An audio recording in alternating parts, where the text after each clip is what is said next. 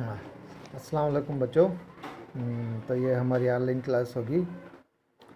तो आज हम जो सबक पढ़ रहे हैं उसका नाम है हिंदुस्तान में यूरोपीय अक़वाम की आमद। मैं इससे पहले भी आप लोगों को बता चुका हूँ, ये सबक भी करा चुका हूँ, फिर भी मैं एक बार यहीं से शुरू करना चाहूँगा। तो 7वीं जमात और 6वीं जमात के तलबा के लिए ये लेसन होगा। तो हिंदुस्तान में अंग्रेज़ क्यों आए, किस वजह से आए, यूरोपीय अक़वाम हिंदुस्तान आने की वजह क्या थी, क्या हिंदुस्तान यूरोपीय अक़वाम को पता ही नहीं था? ऐसा नहीं है। बहुत सारे अरब ताजिर जो अरेबियन कंट्रीज़ हैं, वहाँ के ट्रेडर्स हिंदुस्तान से तिजारत करते थे और अरब और यूरोप से तिजारत हुआ करती थी। तो इसके बीच में तुर्की में एक जगह थी जिसका नाम था कुस्तुनतुनिया। उर्दू में उसे कुस्तुनतुनिया कहा जाता है, इंग्लिश में इसका नाम कॉन्स्टेंटिनोपल कहते हैं। कॉन्स्टेंटिनोपल, ये नाम आपको याद रखना है हमेशा के लिए, जैसे मैं बताता आ रहा हूँ।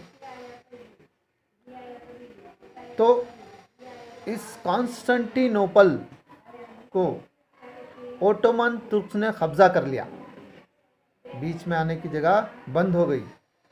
जैसे ये कब्ज़ा हो गया, अब तुर्क्स का कब्ज़ा हो गया, तुर्क्स की परमिशन से ना कोई इधर आ सकता था ना उधर जा सकता था।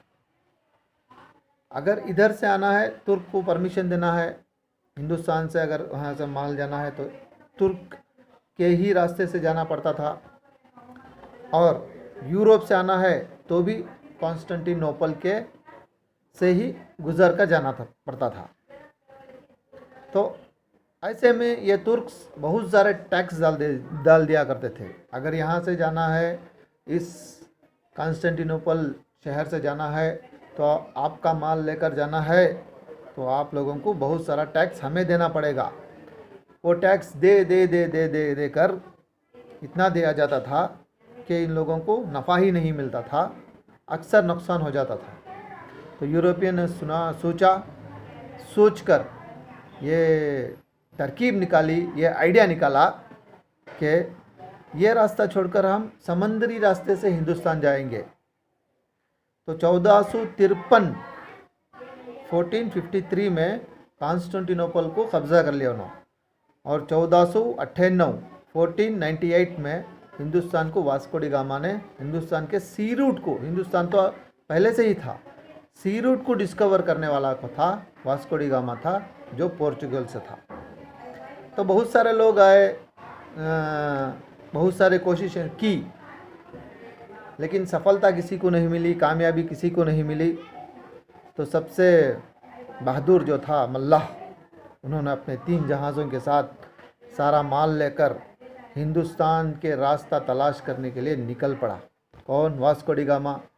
अब मल्लाह चलाने वाले, उसके मुलाजिम मल्लाह चलाते रहे, गाड़ियाँ जहाज़ें चलाते रहे, चला कर थक गए।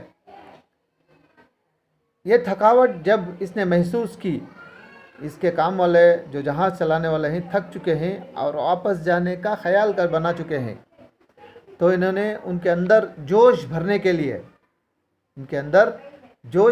के लिए इनाम रख दिया। जो कोई सबसे पहले ज़मीन देखेगा, साहिल देखेगा, उसको मैं इतने गुना इनाम दूंगा, या इतने गुना सैलरी, उनका जो दरमा होता है वो बढ़ा दूंगा। जैसे ही ये मुलाजिमीन, इसके काम करने वाले ने सुना, तो उनके अंदर एक जोश आ गया, इनाम को पाने का एक जोश पैदा हुआ। वो जल्द काम करने लगे कि मैं पहले देखूंगा ज़मीन।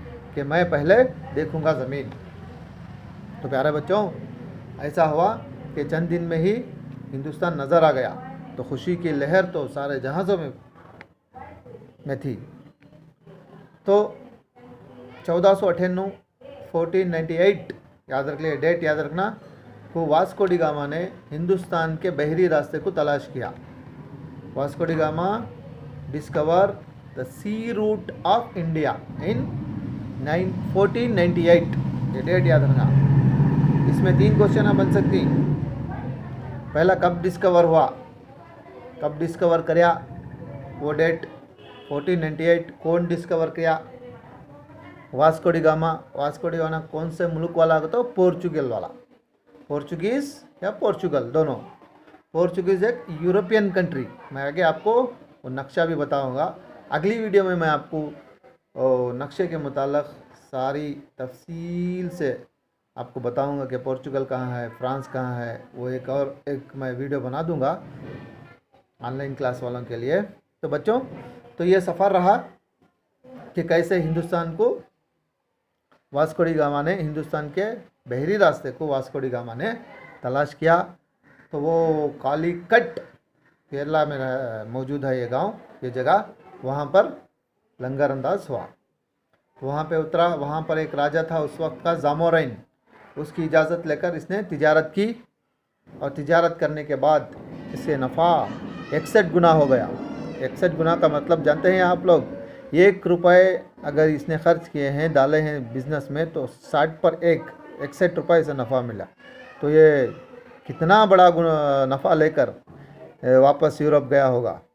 तो इस एक वीडियो को आप बार बार सुनिए, किस तरह डिस्कवर हुआ, किस वजह से डिस्कवर हुआ, पुश्तून दुनिया पर कब कब्ज़ा हुआ। मैं अगली क्लास में फिर इससे मुतल्लक़ जो भी बचा हुआ लेसन है बताऊंगा। सिर्फ 7 मिनट का है, इसे 2 या 3 मरतबा बग़ौर सुने, तभी आपको समझ में आएगा।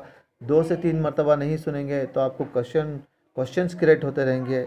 मैं आपको अच्छे से समझाकर 7-7, 8-8 मिनट के वीडियोस में एक कॉन्सेप्ट डालता रहूँगा, आप लोगों को ईजी से समझ में आ सके। शुक्रिया।